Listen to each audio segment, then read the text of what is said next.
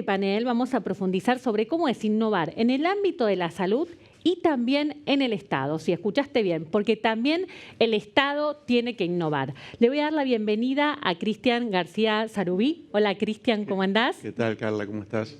Cristian es gerente de marketing del grupo OSDE. ¿Cuánto hace que estás trabajando en el área de salud?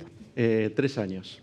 ¿Y antes en qué sector? Antes estuve 18 años trabajando en la industria automotriz en Volkswagen Argentina.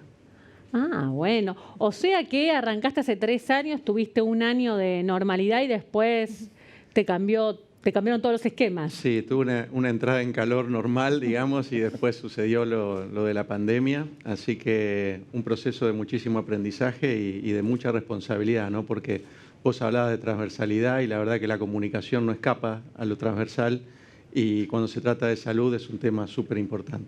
Es muy interesante lo que pasó en el último año y medio sobre cómo se acercó, ¿no? Las empresas, las organizaciones del sector de la salud a la gente, ¿no? Cómo cambió un poco todo ese paradigma y la percepción que teníamos del área. Nos dimos cuenta de la importancia. Sí, porque paralelamente uno no puede escapar al contexto, ¿no? Y el contexto es un contexto de crisis.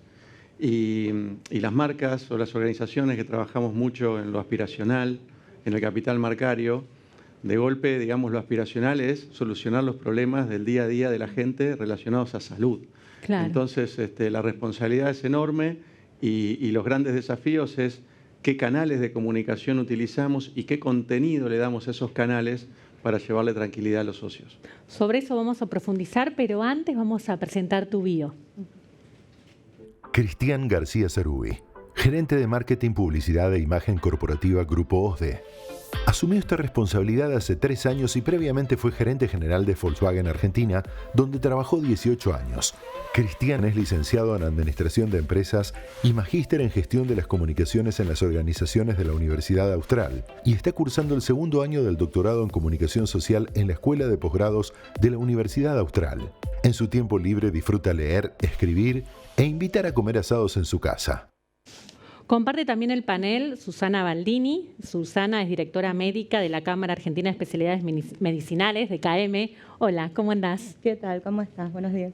También fuerte el desafío, ¿no? Y cómo acercó todo este contexto a los laboratorios a la gente, ¿no? Nos dimos cuenta de la importancia justamente de la investigación para sanar. Así es, totalmente. Y uno ahora es común que va a un negocio a cualquier lado y escucha perfectamente cómo la gente habla de fase 1, fase 2, fase 3, cuando por ahí antes uno tenía que explicar de qué trabajaba con más minuciosidad a los amigos, ¿no?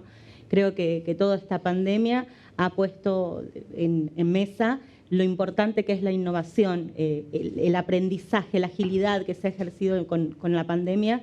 Ha sido asombrosa, se dispuso de nuevos medicamentos, ya sea para tratamiento, vacunas, en un corto periodo. Claro. Y eso fue por esfuerzos, no solo de las empresas, de las personas, creo que radicalmente, porque dentro de cada empresa, cada cual puso su granito de arena y su apoyo extra para hacer eso. Desde las autoridades regulatorias también esto sucedió.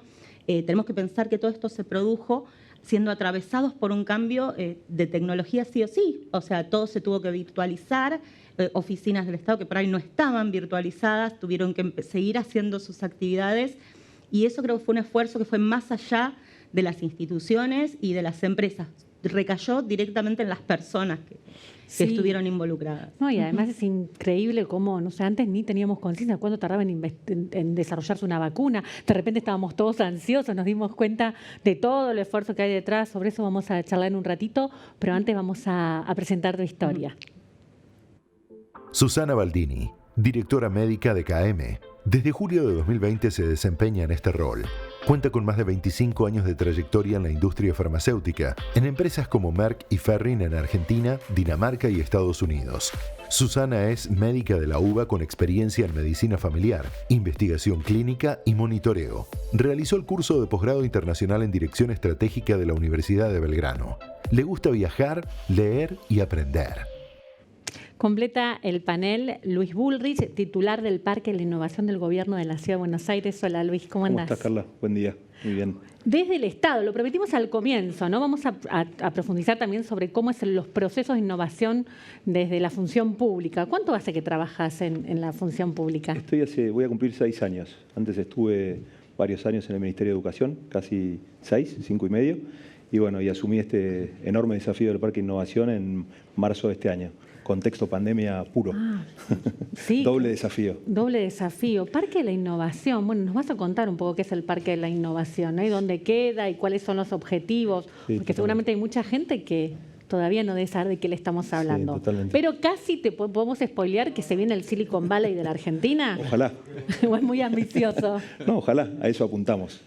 Vamos a conocer un poco más sobre tu historia.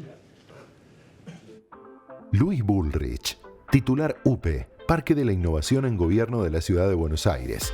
Ejerce esta responsabilidad desde marzo de 2021. Anteriormente fue jefe de gabinete en el Ministerio de Educación del Gobierno de la ciudad. Luis es licenciado en Administración de Recursos Humanos de la Universidad de El Salvador y realizó un posgrado en Administración de ONGs en la Universidad de San Andrés. Disfruta pasar tiempo en familia, viajar, hacer deportes y entrena a los infantiles de rugby del Club Champañá.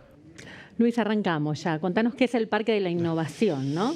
Bueno, el parque es un proyecto que tiene muchísimos años ya en la cabeza de varios funcionarios que han pasado por el gobierno, pero se pudo materializar con una ley de la legislatura de la ciudad en el 2016, que fue el marco que permitió de alguna manera definir el lugar. Vos preguntabas recién la ubicación. Es una ubicación muy estratégica porque está donde estaba el Tiro Federal, frente de la cancha de River, en el barrio de Núñez. Son 16 hectáreas, tiene 3 grandes, si quieren, parcelas. La parcela más grande, que es donde va a estar el Parque de Innovación, que de hecho ya hoy está en obra y de hecho ya se mudó el Tiro Federal hace algunos meses y esperamos tener la obra terminada para diciembre del 2022. Esperamos ya en enero tener buen movimiento y construcción de varias de las... Perdón, decías 3 parcelas, una dedicada al parque. Sí, que son casi 3 hectáreas. ¿Y el resto? El resto es el edificio histórico del Tiro Federal, que son un poquito más de 2 hectáreas, y después el lote más pegado a Udaondo y Libertador, que lo compró el Grupo Huerten, y ahí va a desarrollar proyectos inmobiliarios, exactamente. Se va a generar todo como un nodo, y en un ratito vamos a seguir profundizando sobre qué se va a hacer en esas 3 hectáreas. Ahora vamos a seguir hablando del tema de salud y innovación. Cristian, contanos un poco cómo fue el desafío de la comunicación en un contexto tan complicado de pandemia en el que todos necesitábamos más comunicación, la contención de la comunicación casi 24 horas non-stop. Sí, el principal desafío fue cómo estar cerca estando lejos, ¿no? Y en tiempos récord, porque la verdad que hay que acelerar un montón de procesos. Luis hablaba de planificación y la verdad que lo celebro y lo planifico y lo felicito, perdón, pero digamos, en este tema en particular hubo que salir a la cancha a solucionar temas de manera inmediata y bueno, yo considero que para que haya innovación también tiene que haber un gran liderazgo, ¿no? Un liderazgo que nosotros lo tenemos desde nuestra dirección general y que nos permita, digamos, desarrollar estas acciones que son urgentes en tiempos récord. Para mencionar algunas, nosotros con foco por un lado en la prevención, llevando mensajes no solo a los socios de OSDE, sino a la sociedad toda, sumándonos a las campañas del gobierno, digamos, en relación a prevención, a que la gente se cuide, a la conciencia de cuidar al otro. Y por otro lado, con mensajes bien claros sobre qué hacer y cómo mejorar, digamos, la salud de la gente en plena pandemia y en plena cuarentena. Así que los desafíos fueron múltiples. Los números, cuando uno los repasa, son extraordinarios. Hubo más de 22 millones de consultas virtuales. 22 millones de consultas virtuales. Se atendieron 364.000 pacientes con síntomas de COVID y 174.000 llamados de pacientes de riesgo. Así que imagínense lo que son esos números y la enorme responsabilidad que conlleva. Susana, y en el caso de los laboratorios, ¿cómo atravesaron este proceso? ¿Cuánto creció? Hablabas de la importancia de la investigación. ¿Cuánto creció? Bueno, el primer desafío lo podemos dividir, ¿no?, en el personal en sí, o sea, de vuelta, virtualizar oficinas, toda la virtualización se puede alcanzar, pero no para las las partes productivas. Así que la parte productiva, siendo algo de primera necesidad, tuvo que seguir manteniéndose. Y en medio de todo esto hubo que salir a preparar desarrollos de tratamientos, porque al ser una patología nueva no tenía tratamiento. Entonces todo tuvo que desarrollarse con investigación. Y en medio existían protocolos de investigación clínica realizándose. Entonces esos pacientes tenían que seguir monitoreándose, controlándose activamente, que no hubiera una detención de la recepción de esos medicamentos. Así que fue realmente una batalla cuesta arriba, pero que podemos decir que cuando vemos los números de Argentina, los estudios clínicos aumentaron en general en otras patologías, o sea, que no sea COVID. Y hubo una participación importante a nivel país de lo que fueron los estudios relacionados con COVID. Así que ese esfuerzo pudo ser por la colaboración justamente que existió entre empresas, entre autoridades regulatorias, entre investigadores, entre todos los equipos de estos ¿Cuánto investigadores. aumentó la inversión en términos? ¿Tenés el dato qué porcentaje? No tenemos las cifras del 2020, pero las cifras del 2019 muestran un aumento del 25% corregido.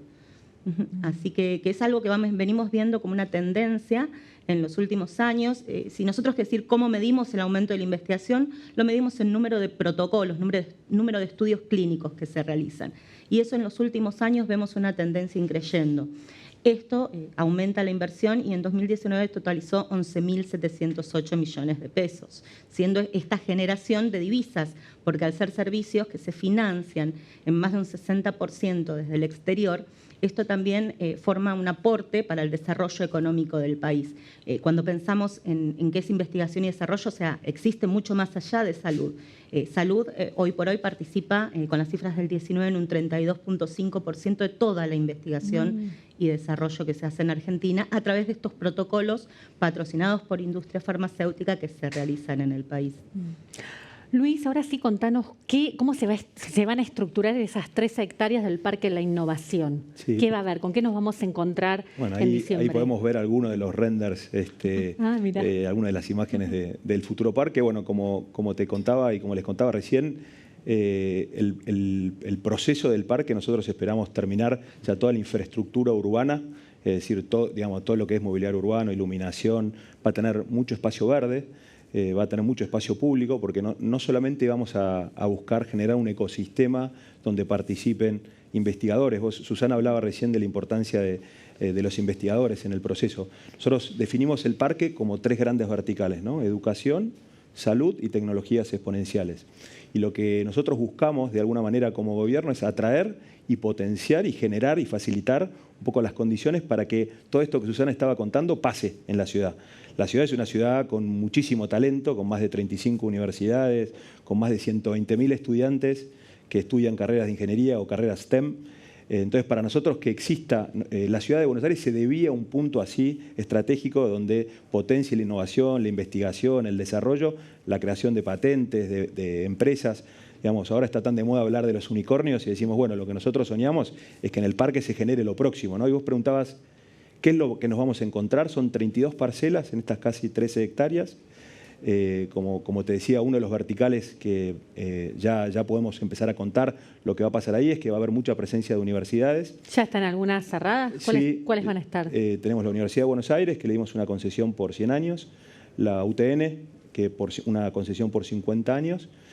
Ya compraron en subasta pública 2 parcelas muy grandes, el ITBA, y la semana pasada la Universidad de Itela. O sea, vamos a tener un potencial de talento gigante en el parque y eso nos entusiasma porque cuando nosotros empezamos a mirar y charlábamos un poco antes de empezar en el panel, digo, ¿qué miramos y en qué nos inspiramos, ¿no? Y una de las cosas importantes cuando uno piensa un parque científico-tecnológico es aprender.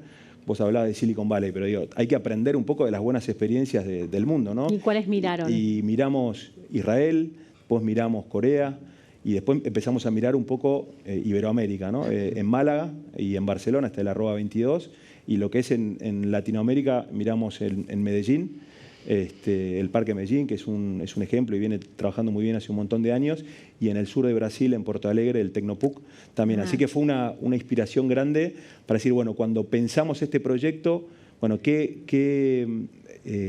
hay que, digamos, a la hora de presentar el concurso internacional, porque esto fue a través de un concurso internacional que ganó el arquitecto Varas, cuando diseña el parque, qué cosas tiene que tener en cuenta, ¿no? Y la convivencia en el espacio público para nosotros, como sabés, el gobierno de la ciudad trabaja mucho en la convivencia en el espacio público, que sea una ciudad a escala humana, digamos, y que la gente y los vecinos lo puedan vivir, que ese es otro de los grandes objetivos que tenemos en el parque. Por eso hablamos de 5 plazas, o sea, va a tener 5 plazas muy grandes que van a estar distribuidas estratégicamente a lo largo de todo el parque. Vamos a tener como un bosque en el costado pegado a la Lugones y después vamos a tener un corredor central de 30 metros de ancho verde, con lo cual no se va a poder transitar en auto por adentro del parque, o sea, va a ser todo, digamos, para que sea transitable a pie o en bicicleta. O sea, que eso lo hace también diferente, ¿no? Pensando en la sustentabilidad, en el verde y un poco que es otro de los grandes objetivos que tenemos para pensar el parque, ¿no? Cristian, hablabas de la importancia de la prevención, de trabajar en la prevención. ¿Cómo aplicaron la innovación en ese objetivo de trabajar en la prevención? Bien, nosotros, ¿O cómo la están aplicando hoy, no? Sí, internamente dentro de OSDE hay una gerencia de prevención de la salud que es la que toma los temas más importantes a desarrollar, se genera el contenido y se comunican, ¿no? Para que esa comunicación sea eficiente, los canales tienen que ser los apropiados y a través, por supuesto, de nuestra base de datos de clientes, de interiorizarnos en canales que antes no tenían tanta difusión para nosotros, como un canal tan conocido como el de YouTube, que crecimos un 500% en cantidad de suscriptores, grabando charlas en vivo, pero también dándole a las personas no solamente conceptos relacionados a COVID, sino dándole soluciones a ese tremendo estrés que estuvimos viviendo todos, animándonos a hablar de mindfulness, animándonos a hablar de salud mental, también incorporando toda la actividad física, digamos, necesaria, la movilidad, por más que estemos dentro de nuestra casa. Así que se abordó de múltiples maneras, tanto fuera como dentro de la organización, porque creo que también la pandemia nos enseñó a relacionarnos de manera distinta internamente. Y creamos un programa que se llama Somos OSDE, un poco para seguir generando este sentido de pertenencia, porque muchos de nosotros tuvimos que asumir roles distintos a los que estábamos acostumbrados y a veces se pierde un poco, digamos, esa cercanía que uno usualmente, digamos, tenía con la presencialidad. Así que fueron múltiples los desafíos. ¿Y la gerencia de prevención ya existía antes de la pandemia o fue desarrollada en este contexto? Hablando de innovación, OSDE es innovadora, digamos, en temas de prevención. Lo que pasa es que antes no lo comunicábamos. Se daban más de 500 charlas de RCP antes de la pandemia, digamos, en materias de prevención, como tantos otros ítems que se abordan. Así que lo que hizo la pandemia fue generar una plataforma para salir a comunicar mucho de lo que hacíamos y, por otro lado, para implementar acciones nuevas tendientes al contexto. Susana, ¿y Argentina es competitiva para la investigación clínica? Vos sabés que sí, realmente en los últimos años se ha construido, no solo desde el país como entidad regulatoria que viene siendo reconocida hace varios años, ya tiene un nivel 4 de reconocimiento, esto es de la PAJO, de la Organización Panamericana de la Salud, sino también desde las instituciones que realizan investigación. La calidad del dato clínico y la seguridad del paciente son vitales para que una empresa desarrolle un estudio clínico. Pensemos que el estudio clínico no es algo que se desarrolla solo en Argentina, sino que es una parte. Estos son estudios multicéntricos internacionales donde de toda esa población que se requiere de pacientes, una parte se hace en cada país. Esos datos tienen que ser cuidados de una manera muy rigurosa en cuanto al protocolo científico, porque luego se tiene que realizar un análisis mancomunado para ver la seguridad y eficacia de esos medicamentos. Entonces, nuestro país puede ser objeto de una auditoría de EMA, de FDA, y en el récord de auditorías del pasado, el país es muy bien catalogado, con lo cual eso también nos da competitividad. Competitividad también es ver cómo los investigadores, cómo los comités de ética, cómo la autoridad regulatoria maneja los tiempos de aprobación. Esos tiempos se comparan entre países. Entonces, que eso se haga bien y rápido es vital para estos estudios. y que luego eso sea confiable, que se mantenga en el tiempo. Entonces, como vemos, en el tiempo, a lo largo de la historia se van manteniendo estos tiempos, esta competitividad, el proceso se vuelve confiable y ese número de protocolos de investigación clínica va subiendo y así con ello la inversión.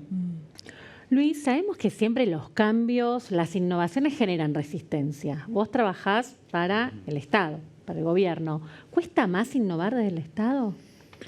Mira, yo creo que es un desafío grande por el volumen de cantidad de empleados que tiene el gobierno, ¿no? Y de funcionarios.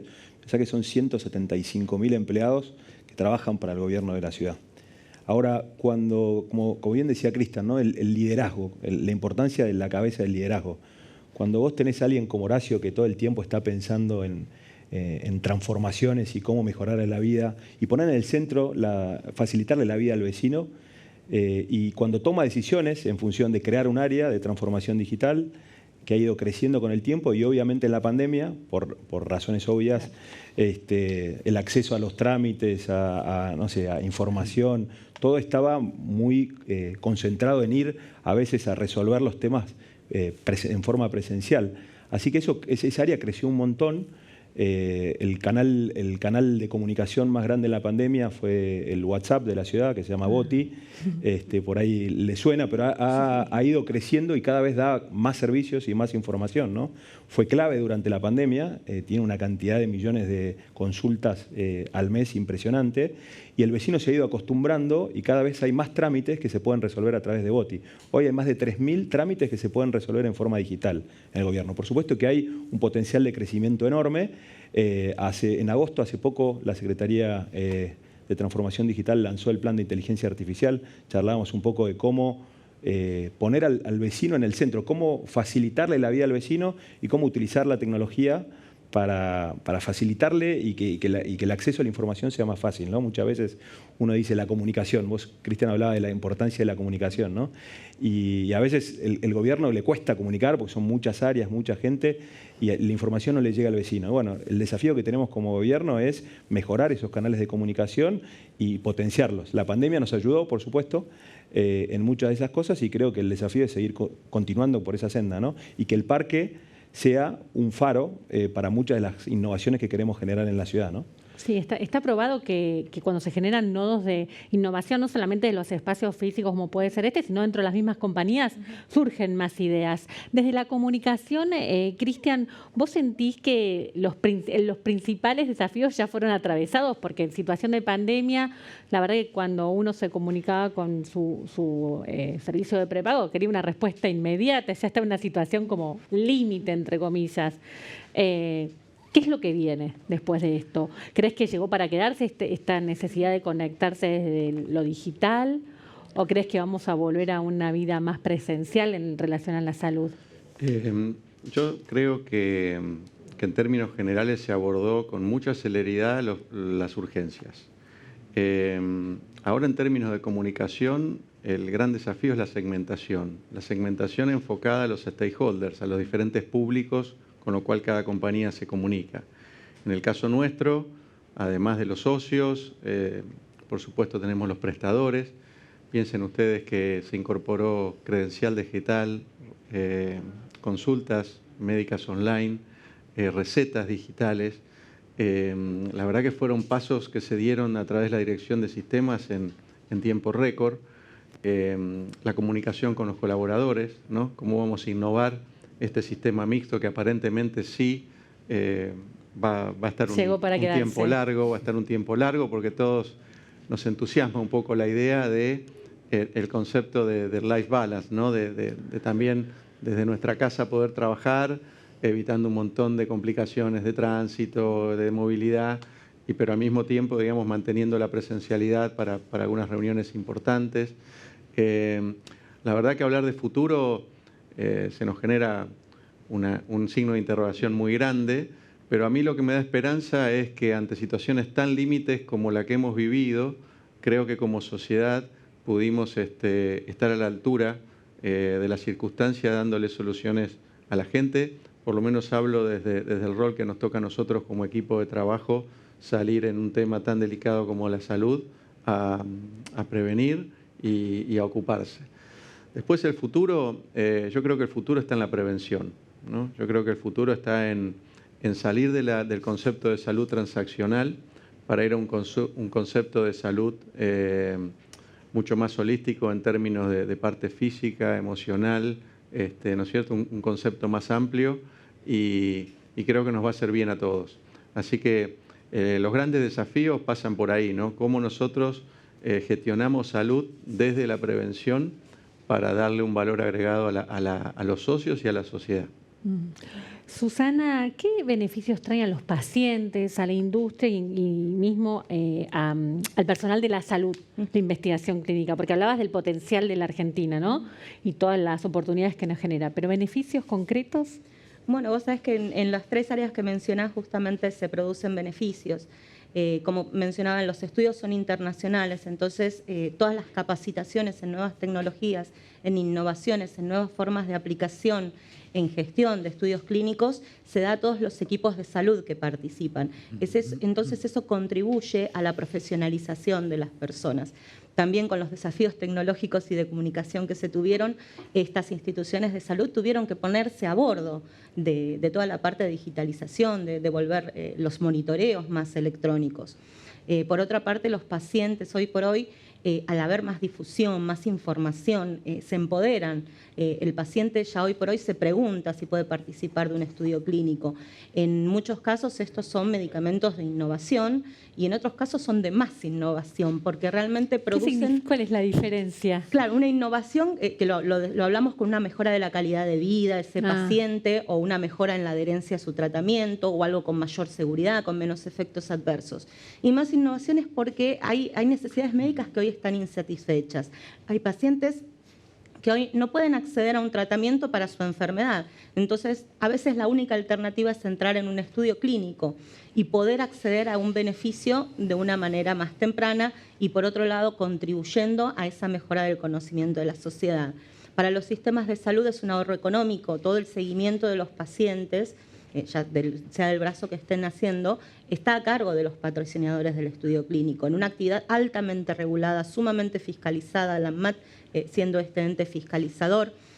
Así que, y por otra parte, lo que te comentaba, el desarrollo económico que esto trae, con la financiación que es generalmente externa y por lo tanto es una actividad generadora de divisas, el mismo economía del conocimiento a nivel nacional, está integrando incluso mesas sectoriales para promover la actividad, porque esto es exportar conocimiento, es exportar los bienes que tenemos y servicios en Argentina, que son intelectuales, que pueden dar mucho a la sociedad en nuestro país y generar este conocimiento de manera internacional con el mismo nivel que se puede hacer en Estados Unidos, en España, que es un gran contribuidor de estudios clínicos también. Luis, hablabas de que el parque, además del foco en educación, también va a tener foco en salud. Concretamente, ¿cómo se va a trabajar desde esa área? ¿Qué es lo que está proyectado? ¿El desembarco de algún centro?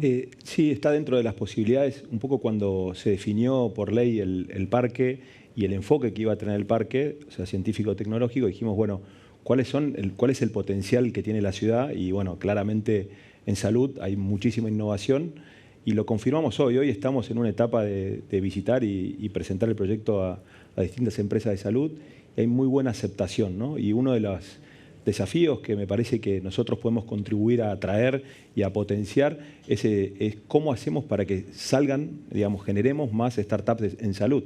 Digamos, es una de las áreas que cuando uno va a visitar a las empresas y a los laboratorios, siempre dice, tenemos que poder potenciar todos esos proyectos que hay alrededor de la salud y que haya un ámbito que facilite este proceso.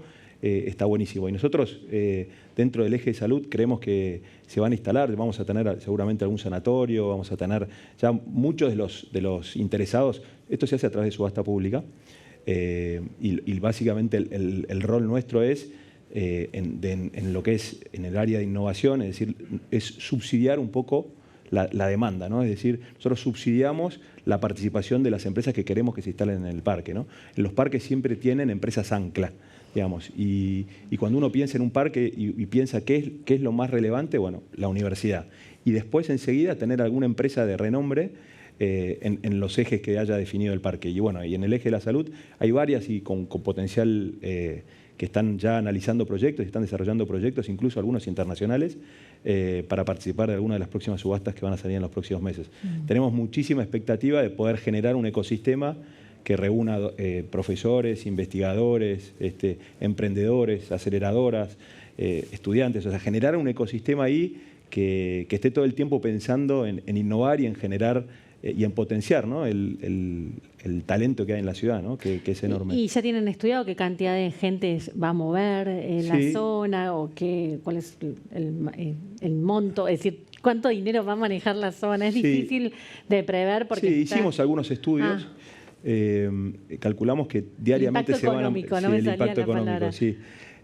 Calculamos que alrededor de 30.000 personas se van a mover diariamente adentro del parque, de los cuales van a ser 18.000 estudiantes por las universidades, entre 2.000 y 3.000 investigadores y profesores. Después 6.000 personas calculamos que van a habitar dentro del parque, es decir, que el parque va a tener, porque uno de los ejes también es que haya edificios de coworking y co-living, o sea, todo lo que son residencias universitarias, que de hecho es una demanda grande de las universidades, ¿no? Que haya más espacios para que los estudiantes del interior e internacionales se puedan instalar. Entonces, calculamos alrededor de 6.000, como te decía, 6.000 personas viviendo dentro del parque y 11.000 personas entrando y saliendo a trabajar dentro del parque. O sea que pasa a tener 30.000 personas, es un barrio más de la ciudad. O sea, claro, es como un nuevo barrio en la ciudad. Es un nuevo barrio de la ciudad, exactamente. Y el desafío que tenemos con la pandemia de por medio es cómo hacemos una infraestructura de calidad, cómo hacemos una buena conectividad, cómo podemos generar en ese espacio innovaciones para que los vecinos vivan mejor y para que los vecinos de la zona, que no necesariamente vivan en el parque, también puedan utilizar el espacio público para beneficiarse. Y vos hablabas y me preguntabas acerca del cálculo que hicimos, estimamos que entre el 1 y el 1.5% del PBI de la ciudad se va a mover dentro del parque. Ese es un poco el cálculo que hicieron los economistas del equipo. Cristian, hablabas de que desde la compañía implementaron un canal de YouTube con un crecimiento exponencial increíble. ¿Quién iba a pensar hace un par de años atrás que una compañía del sector de la salud iba a poner en marcha un canal de YouTube y además iba a dar récord de reproducción, que iban a hablar de mindfulness? ¿Sentís que la pandemia generó la, entre comillas, oportunidad de aprender un montón de cosas que si no hubieran demandado un montón de años más? Sí, como mencioné anteriormente, aceleró muchísimo los procesos de aprendizaje, muchísimo. Y bueno, como digo siempre, es muy importante entender las necesidades de la gente. Muchas veces relacionamos innovación con tecnología, pero hay un montón de cosas que se pueden hacer sin tener, digamos, ese desarrollo, ¿no?, de Silicon Valley. Y quisiera dar un ejemplo interno que fue cuando nosotros tuvimos que reconfigurar las tareas debido a la pandemia. Se destinó un gran grupo de gente simplemente enfocada a llamar a los socios para ver si necesitaban algo, ¿no? Gente que por ahí trabajaba en otra área, que no tenía nada que ver. Promotores comerciales, asistentes administrativos, gente de los centros de atención personalizada de todo el país, que tenemos más de 400. Y fue levantar un teléfono y hablar con una persona y preguntarle qué necesitaba. No, y una persona que seguramente también estaba como muy afectada, muy sensible, no habrá sido fácil. Las personas realmente con asombro levantaban el teléfono y decían, no puedo creer. Y fueron 500.000 llamados, medio millón de llamados que se hicieron en equipo. Entonces, bueno, me parece que la tecnología, por supuesto, juega un rol clave en la innovación, pero que hay un montón de cosas internas que podemos hacer para llevarle a la gente tranquilidad y soluciones, cada uno en la industria que le toque competir. Susana, ¿cómo ves el futuro de la investigación clínica en el país? Bueno, la verdad es que yo lo veo creciendo, o sea, es impresionante el potencial que existe. Vemos el ejemplo de otros países en los cuales su participación en el mundo ha aumentado. Vemos el desarrollo de nuevas plataformas justamente de investigación. El ejemplo fue el Solidarity, el estudio de la Organización Mundial de la Salud, donde se hacen con plataformas tecnológicas un reclutamiento mucho más amplio de pacientes. Vemos que los investigadores quieren participar, existe mucho potencial en el nivel público y por hoy el 95% se da de investigación en instituciones privadas, o sea que imagínate que a nivel público el potencial es inmenso. Así que aparte de los aprendizajes que se tuvieron, la inclusión de monitoreos y de acciones remotas que se pueden realizar, manteniendo la seguridad de los pacientes. Fue increíble, la verdad, lo que se hizo en pandemia, las aprobaciones que se realizan de manera conjunta, compartiendo la información entre diversas autoridades. Se vio con las vacunas, ¿no? Como la Organización Mundial de la Salud trabajaban y también compartían información desde las agencias regulatorias. De manera paralela, o sea, innovar también hasta el método de trabajo que se fue haciendo. Así que creo que todo eso lo único que apunta es a que se realicen mejores tratamientos y que estos puedan ser de acceso para los pacientes. Y así eran 3 casos que mostraban que innovar no solo se trata de apostar a la tecnología, sino también de contagiar a la gente para que se anime también a hacer cosas diferentes con nuevos proyectos, también aprovechando la oportunidad de acercar las empresas a la gente en un contexto muy complicado para el mundo, no solamente para la Argentina. Un placer haberlos escuchado. Ahora vamos a hacer un breve corte. Después del corte, les cuento, vamos a estar premiando a las empresas más innovadoras de la Argentina. Esas que también se animan a romper los moldes como ustedes. Pero antes, vamos a ver qué dice Elon Musk sobre el error, el fracaso. Es decir, cómo en este proceso de innovar siempre hay que enfrentarse a ese desaliento de me equivoqué. Mira.